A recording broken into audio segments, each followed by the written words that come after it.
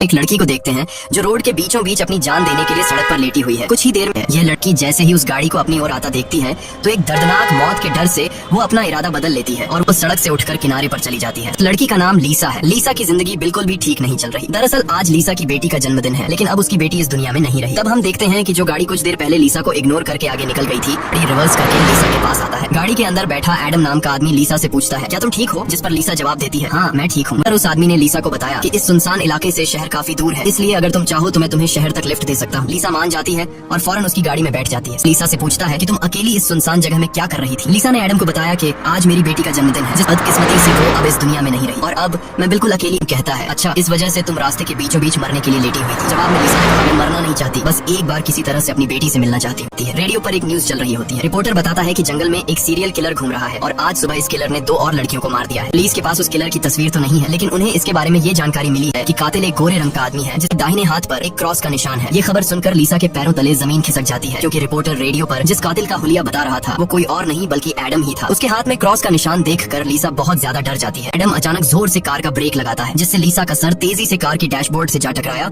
और लीसा बेहोश हो गई। कुछ देर बाद जब लीसा की आंखें खुली तब उसने खुद को एक अजीब से बंकर में कैद पाया। लीसा खुद को इस बंद जगह में कैद पाकर बहुत ज्यादा घबरा जाती है और मदद के लिए चिल्लाने लगती है। लीसा को एक अलग तरह का सूट पहनाया गया है और उसके हाथ में एक घड़ी भी पहनाई गई है। लीसा उस घड़ी को निकालने की बहुत कोशिश करती है, लेकिन वो घड़ी इतनी मजबूत थी कि काफी कोशिश के बाद भी वो उसके हाथ से नहीं निकलती। आखिर हार कर एक जगह में बैठकर रोने लग जाती है। तभी अचानक उस चेंबर का दरवाजा खुला। लीसा ने देखा कि दरवाजे के दूसरी ओर एक सुरंग है। उस सुरंग के एंड से रोशनी नजर आ रही थी। लीसा को समझ आया कि अगर इस जगह से बाहर निकलना है तो इस सुरंग से होकर निकलना पड़ेगा। लेकिन जैसे ही वो सुरंग के अंदर चली गई तभी अचानक उसके पीछे उस चेंबर का दरवाजा अपने आप बंद हो गया। ये देखकर लीसा की सांस रुक गई और अब उसे समझ आया कि वो पहले से भी ज्यादा खतरनाक जगह में फंस गई है। तभी अचानक लीसा के हाथ में बंधे ब्रेसलेट में अलार्म बजने लगा और 11 मिनट का टाइमर सेट हुआ। ये देखकर लीसा समझ गई कि मुझे 11 मिनट में यहाँ से निकलना होगा। इसीलिए लीसा अपने हाथों और पैरों के बल रेंगती हुई जल्दी से उस रोशनी की तरफ बढ़ने लगी। लेकिन जैसे ही वो उस रोशनी के करीब होती जा रही थी तभी अचानक उस सुरंग का आगे का दरवाजा धीरे धीरे बंद होने लगा। ये देख उस दरवाजे के पास पहुंची तो वो दरवाजा पूरी तरह से बंद हो चुका था। लीसा को कुछ समझ नहीं आ रहा था कि अब यहाँ से कैसे निकला जाए। आगे बढ़ते हुए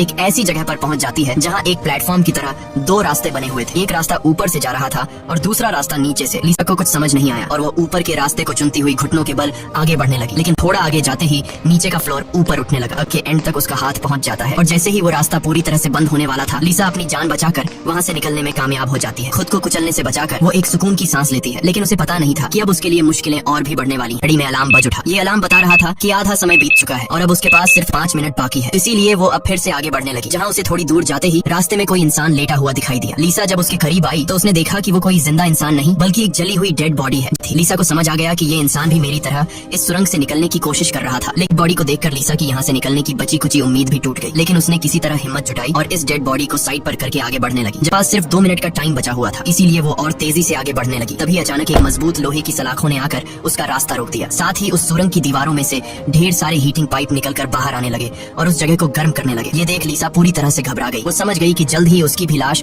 उस जले हुए इंसान की तरह इस सुरंग में पड़ी होगी। जैसे ही लीसा के हाथ में बंधी घड़ी में टाइमर 0 पर पहुंचा, हीटिंग पाइप से आग फुवारे की तरह निकलने लगी और देखते ही देखते वो पूरी सुरंग आग की लपटों में डूब गई। लीसा जिस सेक्शन में बंद थी वह पूरी तरह से सिक्योर था, जिस वजह से उसकी जान बच गई। कुछ देर बाद वो हीटिंग पाइप्स वापस दीवार में चली गई। लीसा जिस सेक्शन में बंद थी उस चेंबर का दरवाजा खुल गया। लीसा जैसे ही वहाँ से बाहर आई तभी उसकी घड़ी में फिर से 11 मिनट का टाइमर सेट हुआ। वह जैसे ही थोड़ा आगे बढ़ी तभी उस सुरंग का ऊपरी हिस्सा नीचे आने लगा और बिल्कुल सोचती है कि इतनी बुरी मौत मरने से अच्छा है कि क्यों ना एक बार फिर से वो यहाँ से निकलने की कोशिश करे। इसीलिए वो फिर से हिम्मत करके अपनी जान बचाने के लिए पीठ के बल अपने हाथों के सहारे रेंगते हुए आगे बढ़ने लगी। थोड़ी से उस दरवाजे से होते हुए ऊपर निकल आई। बाहर निकलते ही उसने जोर जोर से सांसें ली और कुछ ही देर में भारी थकान की वजह से लीसा की बीच रास्ते में ही आंख लग गई। लेकिन तभी लीसा के कानों में किसी के चीखने की आवाज गूंज उठी। वहाँ और भी कोई था जो मदद के लिए पुकार रहा था। उसकी आवाज सुनकर लीसा के अंदर बचने की एक उम्मीद जाग उठी। इसीलिए वो जल्दी से उस आवाज का पीछा करने लगी। अचानक एक जगह उसके ठीक नीचे एक दरवाजा खुला जिसके अंदर उबलता हुआ तेजाब था। लीसा उस तेजाब में गिरने से बाल बाल बची। वो जल्दी से अपने कपड़े का एक टुकड़ा काटती है और उसे टेस्ट करने के लिए तेजाब में डुबोती है। कपड़ा कुछ ही सेकंड में काली राख में बदल जाता है। ये देखकर वो बहुत ही संभल कर आगे बढ़ती है। वो अपने हाथों और पैरों को उस गड्ढे के किनारों पर रखकर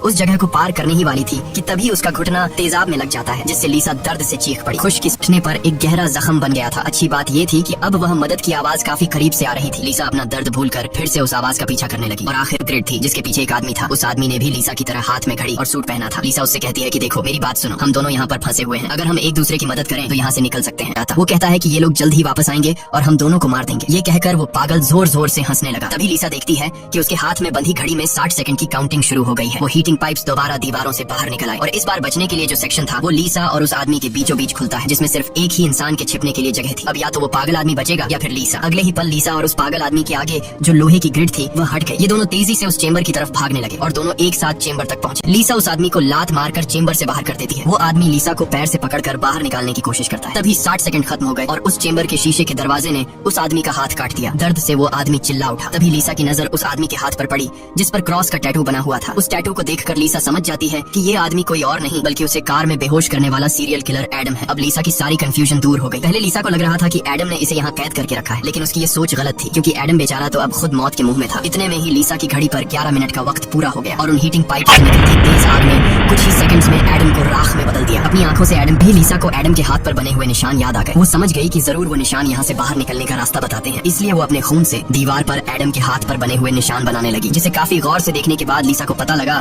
कि ये तो एरो है जो यहाँ से निकलने की डायरेक्शन बताते हैं। जैसे कि पहला एरो लेफ्ट साइड की तरफ मुड़ा हुआ था, जिसका मतलब रास्ते में आने वाली पहली 2 सुरंगों में से उसे लेफ्ट साइड वाली सुरंग के अंदर जाना चाहिए। दूसरे नंबर का एरो राइट साइड की ओर मुड़ा हुआ था, यानी पहली सुरंग को पार करने के बाद जब फिर से एक साथ 2 सुरंगें आएंगी तब राइट साइड वाली सुरंग के अंदर जाना चाहिए। उसे लगा कि जरूर मेरे हाथ की घड़ी के नीचे भी इसी तरह के सिंबल्स बने होंगे जो यहाँ से बाहर निकलने की डायरेक्शन बताते हैं। ईद के साथ फिर से इन टनल्स में निकल पड़ी। लीसा पहले भी इन सुरंगों से गुजर चुकी थी, इसलिए वह बड़ी आसानी से उन सुरंगों को पार करते हुए आगे बढ़ने लगी और उस तेजाब से भरे गड्ढे के पास जाकर रुक गई। वहाँ उसने अपनी घड़ी को तेजाब में जलाकर उसे अपनी कलाई से अलग किया। उसकी कलाई पर भी ठीक वैसे ही सिंबल्स थे जैसे एडम के हाथ पर थे, बस उनमें थोड़ी बहुत चेंजिंग थी। लीसा उस जली हुई घड़ी को अपने हाथों में लिए हुए आगे बढ़ने लगी और उस जगह पर पहुंच गई जहां उसने पहली बार इन 2 टनल्स में से लेफ्ट वाले टनल को चुना था, लेकिन सिंबल्स के मुताबिक सही सुरंग राइट वाली है। वो जल्दी से राइट वाली सुरंग में चली गई जहां लीसा अपने हाथ पर बने निशान की मदद से हर बार सही रास्ता चुनकर आगे बढ़ रही थी। लेकिन तभी एक बार फिर से एडम उसके पीछे पड़ गया। यहाँ लीसा समझदारी से काम लेते हुए एडम को गुमराह करने के लिए एक सुरंग के अंदर अपनी घड़ी फेंक दी और खुद दूसरी सुरंग में छिपकर बैठ गई। एडम घड़ी की आवाज का पीछा करते करते दूसरी सुरंग में घुस गया। एडम के जाते ही जब लीसा ने अपनी कलाई पर बने सिंबल्स चेक किए तो उसे पता चला कि उसने एडम को जिस सुरंग में भेजा था वही सही सुरंग थी। ये देखकर लीसा बहुत ज्यादा परेशान हो गई। अब लीसा के पास कोई दूसरा रास्ता नहीं था, इसलिए वो धीरे से एडम जिस टनल में था वो भी उस टनल में घुस गई। ये टनल थोड़ा सा आगे जाकर उसने देखा कि उसकी घड़ी सामने पड़ी हुई है, लेकिन एडम भी वहाँ पर मौजूद है। एडम अब चूंकि देख नहीं सकता था, इसलिए लीसा चुपके से उस घड़ी को उठा लेती है। पर तब बाद चेंबर का दरवाजा भी खुल गया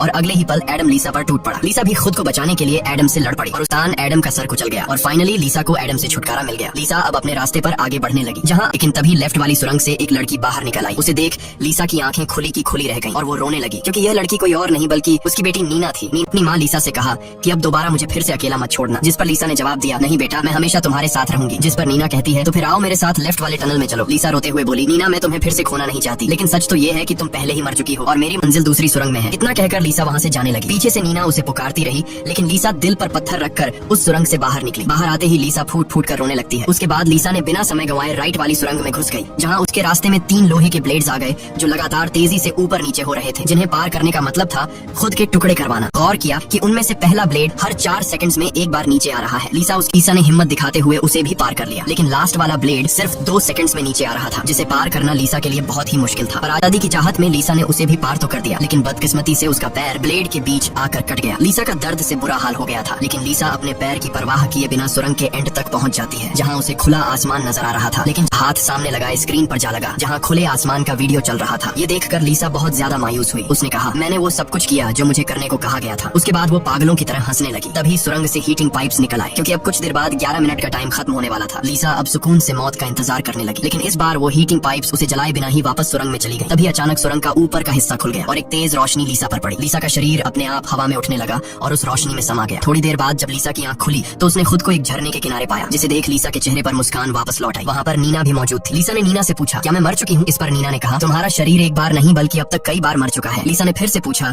कि अब यहाँ मुझे क्या करना है, जिस पर नीना ने जवाब दिया, यहाँ तुम्हें बस जीना है और कुछ नहीं करना। यहाँ हमें पता चलता है कि जिस जगह पर लीसा अब मौजूद थी वो जगह दुनिया नहीं बल्कि कुछ और ही थी। एक्सप्लेनेशन ये है कि लीसा जब एडम के साथ कार में सफर कर रही थी तब एडम ने लीसा पर चाकू से वार करके उसे मार दिया, जिसके बाद वह सीधा नरक पहुंची। वहाँ उसके पाप धुल गए और एंड में वह स्वर्ग जा पहुंची। इसी के साथ ये कहानी खत्म हो जाती।